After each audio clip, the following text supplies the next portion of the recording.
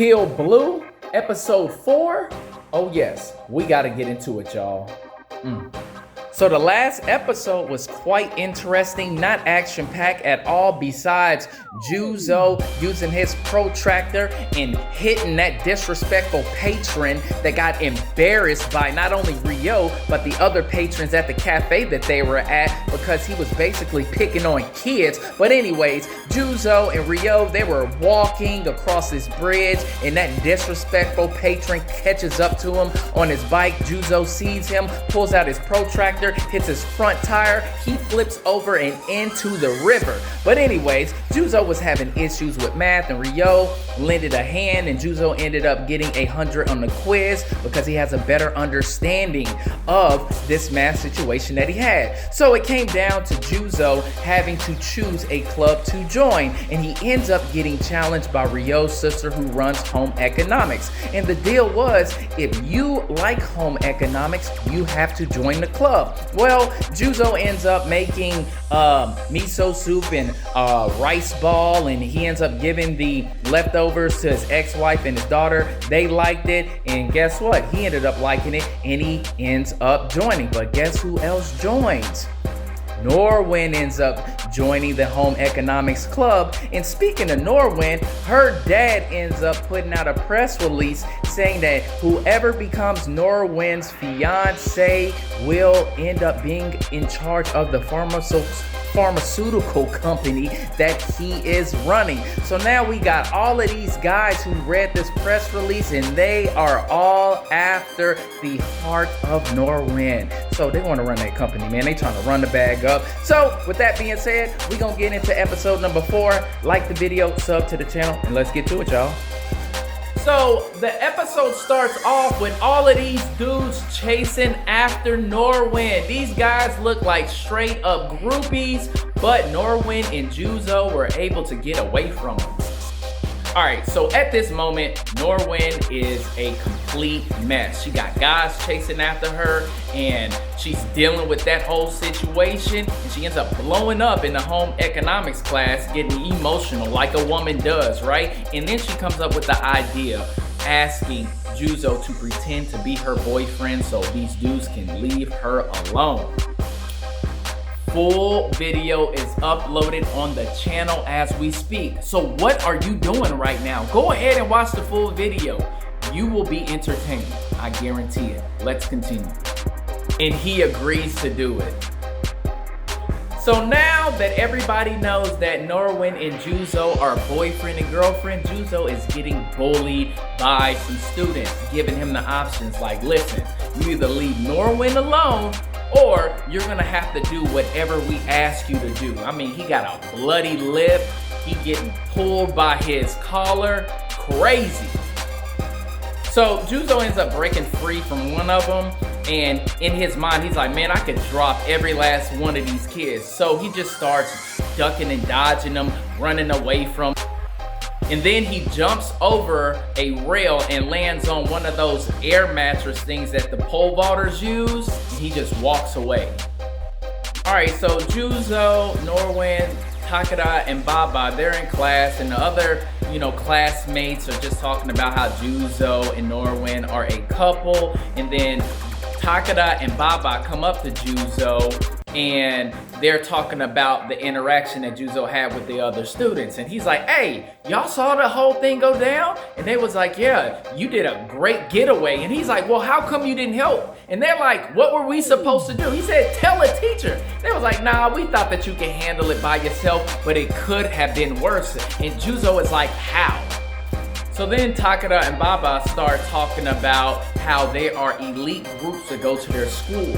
And one specific one is very scary, and they are top tier talented. They're called the Unicorns, and they're skilled in certain areas. They have the charisma, they have the striking good looks and personality. And guess what?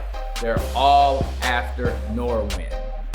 And they're saying sooner or later, Juzo, they're gonna come after you. Juzo and Kotatsu are at the crib and they're talking, and Kotatsu says, hey Juzo, you might want to stop trying to be Norwin's fake boyfriend, because I just got word that underground organizations are trying to get their hands on that wasp that turned you from a 39-year-old man to a 12, 13-year-old middle school kid, because they are actually going to send undercover operatives to that middle school, and they are also going to try to marry Norwin. So you gonna have unicorns, assassin agents, the whole ordeal going after Norwin. So the next day, Norwin tells Juzo, hey, you can stop being my pretend boyfriend because it's causing you too much trouble, and I'll just stop going to the home economics club, but you can still pull up to my uncle's ramen shop. So then the guy who had Juzo hemmed up by his collar, he walks up and tells Juzo, hey, stop running away from me. And then Norwin says, look, you can leave him alone. We're not together anymore. And then he says, oh, that's great. Then go out with me. And Norwin is like, nah. And then he starts pressing her like, I can protect you. He starts putting his hands all on her. Juzo is getting irritated. And he says, hey, back off of my girl, right? And then the guy is like, you know what? I train with grown men. He don't know that Juzo's a grown man, right? So then he calls himself trying to punch Juzo. Juzo catches his hand and starts squeezing it and tells him, hey, I think you need to train a little bit more.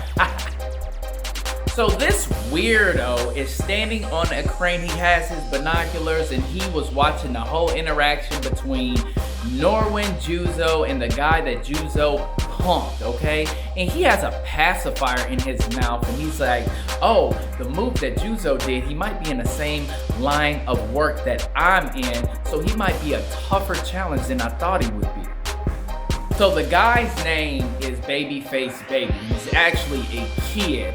And it goes to the scene where he's in this alley with this grown-ass man, and the grown-ass man pulls out a gun and tries to shoot him, but Babyface Baby closes the distance, hits him right there in the sternum, knocks him out. And then a guy walks up to him, gives him a package saying, hey, we got a mission for you. We need you to infiltrate the middle school and you have to try to become Norwin's fiance. So Norwin starts grilling Juzo about how strong he is because of that interaction between Juzo and the guy that was trying to punk Juzo and try to holler at Norwin, and how he caught his hand, squeezed it. She's like, so you're secretly strong, huh? And he's like, nah, I'm not that strong. I've never been in a fight in my life. And she is skeptical of him because she thinks that he is lying. But anyways, she says, listen, my dad gave me this gift to give to you. So he gets the box, opens it up, and it's actually a pen, and it has wasp painted all over the pen. So Babyface Baby arrives at school and ends up in Juzo's class, and the teacher is introducing him as Shin, but Juzo knows that that is an assassin. He is not a regular student. So then the teacher asks Shin to give a quick introduction of who he is. And the dude gets so nervous, he starts acting retarded. He's like, right? And then the rest of the students are clapping. He didn't even say anything. So the teacher makes him sit next to Norwin, and he gets even more nervous. Norwin looks at him, she says, nice to meet you. He just puts his head down because he's like, oh my God, she's so cute, she's so pretty. I can't even talk to her right now. And then he hands her over a note saying, I like you, meet me after school. And Norwin is like, what? This is the sloppiest love letter I have ever seen. So Norwin tells Juzo about the letter that Shin gave her, and Juzo is like, hey, do you want me to come with you after school? And then Shin pulls up and he's like, look, you can come if you want to, but I still want to talk to Norwin. Norwin tells him, hey, I got a boyfriend. And then she notices that he has a pacifier in his mouth. So Norwin is like, why do you have a pacifier in your mouth? You're not a baby. And then Shin tells her, well, I have huge stage fright, and this is the only thing that calms me down. And regardless that you have a boyfriend, I still want you to give me a chance, right? So he walks up to her, grabs her by her hands and everything, and Norwin is just looking at him saying, hey, he's cute, he has sex appeal, this, that, and the other half, but that damn pacifier, hell no. So he's like, hey, are you gonna still meet me after school? And then she's like, listen, I ain't got no other choice. Boom! Punches Shin right in the face. Yo, she was like, get out of my face, you moron. You don't even like me like that. You just met me and it feels like somebody has coerced you into doing this whole ordeal.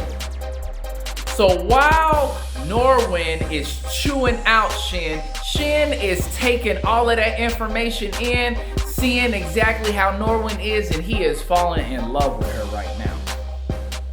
So then Shin gets up, he says, look, Norwin, I'm sorry, you were right about everything, but I really like you this time. And then he looks at Juzo and he takes a kick at him. So Juzo ducks under the kick and Shin ends up behind Juzo and he whispers in Juzo's ear and he says, so you in the business too, right?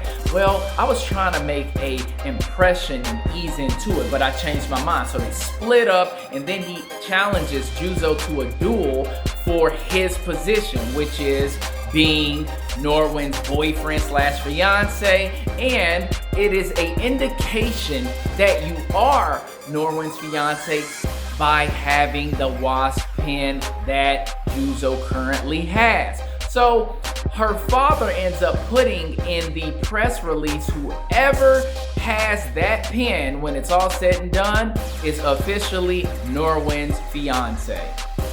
So Juzo, Norwin, Takada, Baba, and Ryo, they're in class and they're talking about these rules and regulations as far as whoever has the pin at the end becomes Norwin's fiance, and they also know that Juzo is pretending to be her boyfriend in this duel that's coming up between Shin and Juzo, and Juzo is like, listen, I'm gonna be her pretend boyfriend as long as possible.